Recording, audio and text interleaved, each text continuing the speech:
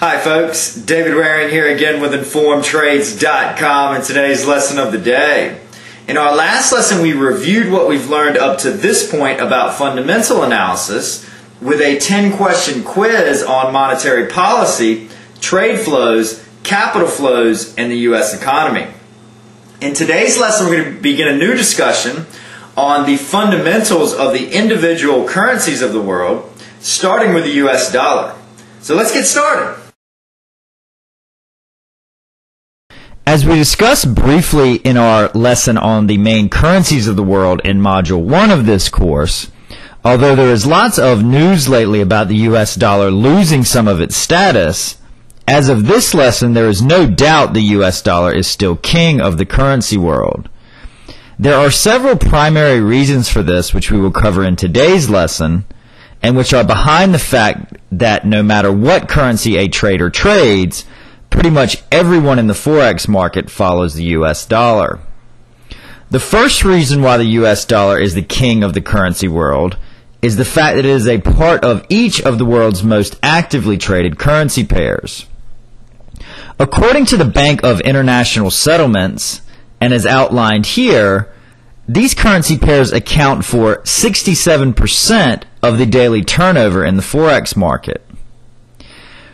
When you add in the U.S. dollar-Swedish krona currency pair and all of the currency pairs and all of the currencies categorized as other traded against the U.S. dollar, the total amount of turnover that includes the U.S. dollar on any given day in the foreign exchange market rises to 89%.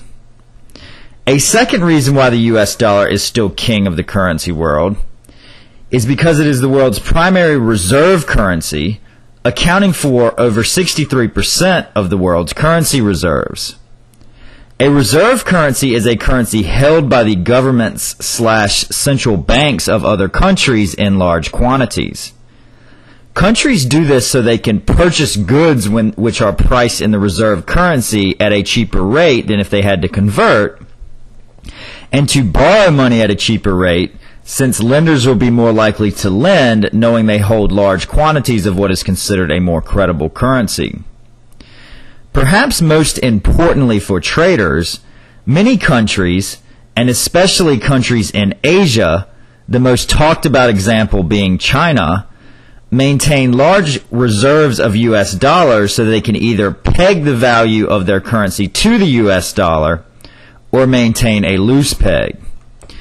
The goal here is to either stabilize their own currencies and therefore their economies, and or to hold the value of their currencies artificially low in order to make their goods more competitive overseas, something which we'll examine further in our next lesson. The third reason is that many private businesses and individuals located outside the United States hold U.S. dollars for trade reasons,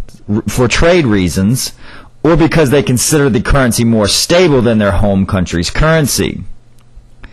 This, combined with what we just covered on the U.S. dollar being the world's primary reserve currency, means that over 2/3 of all U.S. dollars in circulation are held outside of the United States. The last major reason why the U.S. dollar is still king of the currency world is because many major commodities such as oil, gold, and silver are priced in U.S. dollars, making access to dollars essential for many people in the world that want to purchase these products. More than simple interesting facts, these factors can have huge effects on the value of the U.S. dollar and are therefore extremely important to us as traders. Exactly how these things affect the U.S. dollar, and therefore exactly what we should watch out for as traders, will be the topic of our next lesson. So I hope to see you then. As always, if you have any questions or comments, please feel free to leave them in the comment section below. And good luck with your trading.